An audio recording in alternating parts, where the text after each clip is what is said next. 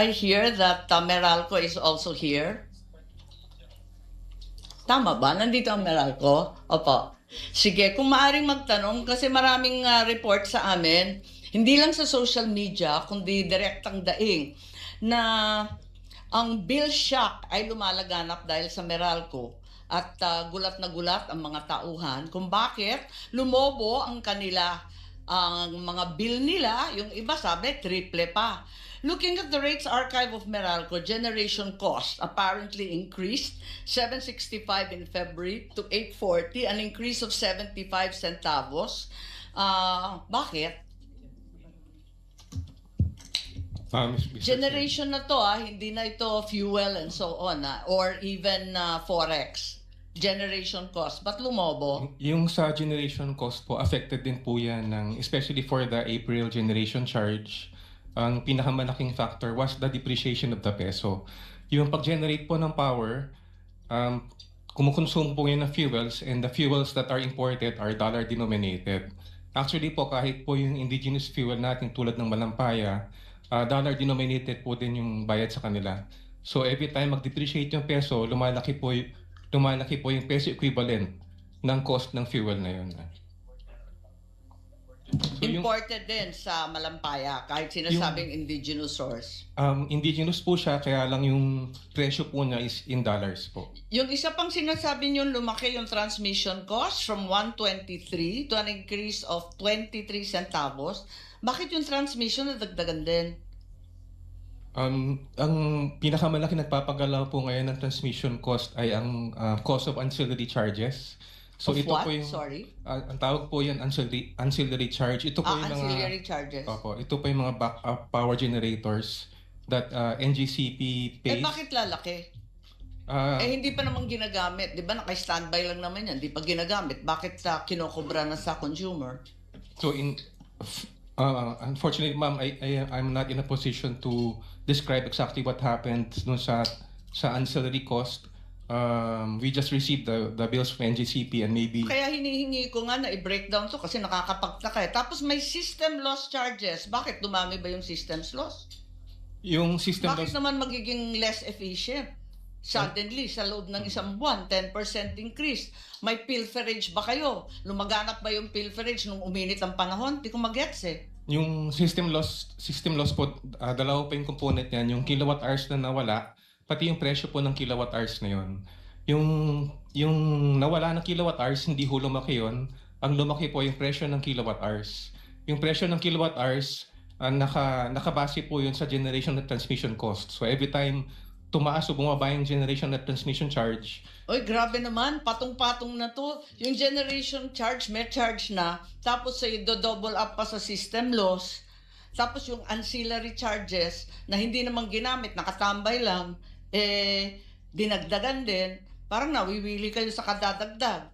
At when VAT is calculated, kasama rin system loss at yung iba't iba pang sinasabi ninyo, yung transmission, ancillary, etc.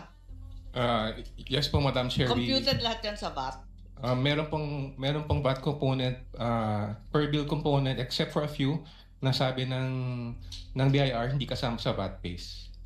So, anong masasabi natin sa mga nagrereklamo? Baka naman pwedeng sumagot din ang ERC o kung sino man dyan sa sa DOE. Ano masasabi natin sa mga dumadaing, yung mga households that are recording triple their electric consumption and their bills at a time when electricity sales actually declined? Ang realidad, ang sinasabi lagi ng Meralco ay lumolobo ang konsumo kapag tag-init. Pero pag tinignan ko to, from February to April, lumiit nga yung konsumo eh. From 2.711 billion kilowatts, naging 2.644 billion kilowatts. It hardly supports the idea that higher consumption occurred in the summer. So, what's going on? Can we have ERC perhaps explain? Because it's not just Meralco under the gun here. Yung NEEC sa Nueva Ecija, yung iba't iba pang mga co-op, pare-pareho rin na nagsilobo ang kanilang billing. Yes, Mr. Chair, and we state for a fact that yung mga singil generally nagsipagtaasan, brought about by the increase doon sa pinakamalaking component, which is the generation charge. And as mentioned, because yung transmission charge natin, nakabundle pa dyan yung cost ng ancillary service. So pagka mayroong increase sa generation cost or sa ancillary service, nagkakaroon din ng increase sa transmission. Insofar as the regulated rates, yung distribution wheeling mismo at saka yung transmission wheeling mismo, hindi po masyadong gumagalaw yan kasi yan ay depende doon sa rate approval na ibinigay ng ERC after a Sabi rate mo hindi proceeding. gumagalaw pero lumulobo nga eh. Kaya po, yung mga component po na gumagalaw buwan-buwan tulad ng generation, O yung generation. Yan po. O yung sinabi na ninyo, pati sinabi ninyo, yung transmission, okay. opo, tapos po dahil nakabase yung VAT doon sa total na generation cost, doon po na-apply yung VAT. Kaya kung tataas yung generation cost, tataas din yung VAT on generation. Pero bakit aabot naman sa triplet? O sobra-sobra naman. At saka ano ba ang magagawa ng ERC para mabawasan naman to? Pwede ba tanggalin na muna yung mga systems loss? Hindi naman nadagdagan yan. Pati yung transmission cost, hindi naman totoong nadagdagan yan. Can we just keep it down? Yes po, over the years, naibaba na po natin nga yung cap, which is the allowable system No, I'm loss talking cost. about the present crisis that we are confronting. Para makatulong lang naman. Doon po sa mga pag-mitigate, nagkaroon na nga din po tayo ng mga rate actions tulad nung sa Meralco to accelerate yung implementation ng kanilang refund to at least realize an additional rate reduction that can offset yung pagtaas po ng kanilang generation charge. Meron na bang na rate reduction na Meralco or other co-op? Yes po, pagdating doon sa accelerated na Kailan? rate Kailan? refund, Saan? that will take effect Magkano? po starting this next billing. Inihabol po talaga namin yung decision dyan ng How much commission. can we look forward to?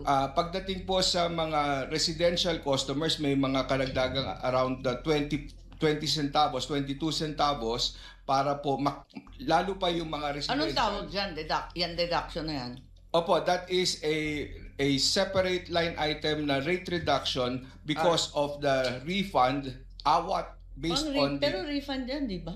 Opo, rate refund siya brought about by the confirmation by the ERC of the implemented rates of Meralco for July 2022 to 2024 and comparing it with the computed average, actual average, weighted average tariff of Meralco. So yun po yung naging basis kaya siya pinagsoli. Right now may natitira na 14 billion. May isang nagsulat at nagrereklamo na yung total, yung subsidies ang sinagot sa kanya. Lumaki daw yung bill niya pagkat daw yung dinagdag yung mga total subsidy. Wala maisip na bagong subsidy pagkat total subsidies really only account for 1 centavo per kilowatt.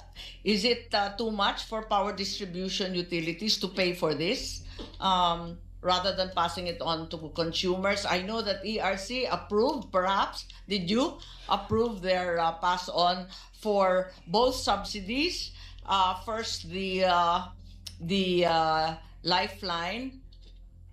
Opo, nakabase po din yan kasi doon sa expanded Lifeline program na ipinatutupad natin based on Tapos the law. Opo. based on the EPIRA O, na EPIRA, allows subsidies to be charged. Opo, as amended and as extended by subsequent Pero hindi legislation. pa kaya, maliit lang naman to. Ang liit-liit naman ng Lifeline na yan. At nasabi nga, 135,000 lang naman, 8 million lang naman yan every month. Hindi ba pwedeng i-absorb na ng Meralco yan? Iba-iba din po kasi ang ating mga distribution utilities. Meron din tayong mga electric cooperatives na kung saan ang Hindi, kanilang sana manguna taripa- na yung Meralco, siyang pinakamalaki. Of course, kung sila po voluntaryo kasi yung mga ina-approve Tinatanong naman ko lang. nating singil para sa Napakahirap na ng buhay eh. para sa distribution charge, ito naman ay po pwede na ating ikonsidera na maximum that they can alam implement. But ko, there is- Attorney Juan, kasi pinirmahan mo, inapprove ninyo pinayagan ninyo. Tapos yung senior citizens, the same mechanism. All subsidies to be passed on, ano? Maliit din lang yung senior citizen. Hindi ba pwedeng absorb na lang ng ating mga co-op? Ang tagal-tagal na ng IPIRA law na yan Kailangan siguro pagbabago na. What do you think?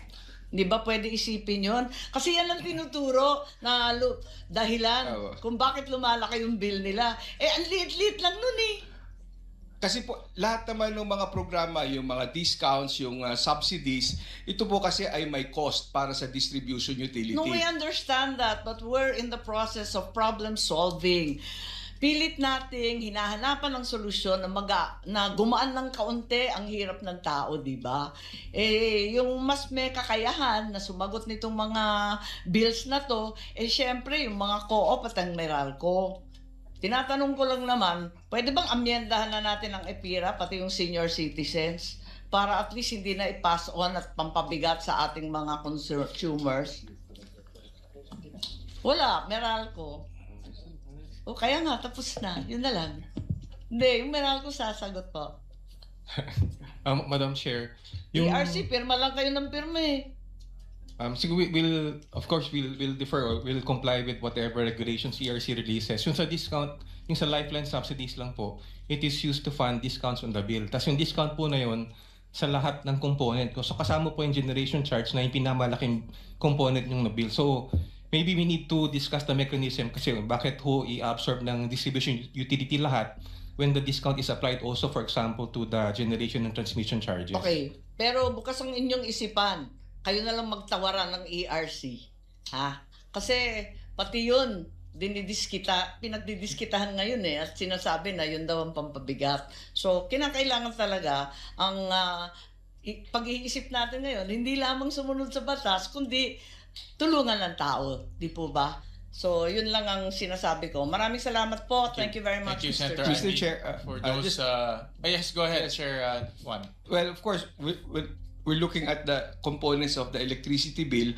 Ang pangatlong highest dyan, bukod doon sa generation and then the wheeling charges, would be taxes. Nasa huli na po talaga yung subsidies, yung 1 centavo at saka yung lifeline at saka yung senior citizen. Ang pangatlong pinakamalaki po talaga ay yung taxes. So bukod po kasi sa VAT, Tama. andyan din po yung local franchise taxes. So Pero pwede yun rin nga ang pong sinasabi mapag-isipan. natin na yung VAT, malaking bagay kasi compounded na, patong-patong na yun, tapos tatamaan ng VAT. Nag-uusap na ba kayo ng BIR na baka pwede naman? Madali lang ba tanggalin ang VAT dito? Kasi laging dinadahilan na input-output na yan, hindi daw kaya ng accounting, magulo daw. Parang hindi naman magulo. Ang issue po kasi ay doon sa pagdating sa VAT sa system loss, dahil yung system loss talaga, yung gastos na yan ay patungkol nga as mentioned sa generation cost ni distribution utility at yung associated na transmission cost. At ito ay napapabilang doon sa definition ng gross receipts. Teka, ang sinasabi mo ba, per item may VAT. Pagkatapos, yung compounded total, may VAT na naman? Hindi po, kasi yung Parang nalito ako doon, yung pong parang VAT doble-doble na yung hindi po. singil ninyo. Yun lang sa system loss, separate siya na ini-impose ng VAT, but yung system loss charge kasi represents the generation cost at yung associated transmission cost para dun sa nawalang kuryente. Yes, but attorney, you're effectively doubling the charges because you have an individual charge for system loss, whereas you have another charge for generation and transmission. Parang Pero dun po sa generation charge, kino-compound mo siya ng doble-doble. Hindi po, Ang bigat kasi- naman. hindi po kasi nakahiwalay doon yung sa generation charge ni distribution utility, nakahiwalay doon yung cost para doon sa system loss, para doon sa yung sa difference between the kilowatt hours Yes, purchased we at saka yung understand that. kilowatt We hours understand sold. that. But it's not helping our problem na sana, yun nga, maibsan itong labis-labis na charges at kung paano yung VAT na yan, kasi matagal na namin sinasabi yan, nakahiwalay naman siya klaro naman sa unbundled receipts ng Meralco, bakit hindi na lang bawasan yan? Yun lang. Okay. Apo, sinulatan na rin po namin yung BIR sagot. at humihiling kami na kung po pwede marekonsidera yung definisyon ng gross receipts para sana ay hindi na mapasama dito yung system loss charge. System loss. Oo. Bakit yung system loss nasa VAT pa rin?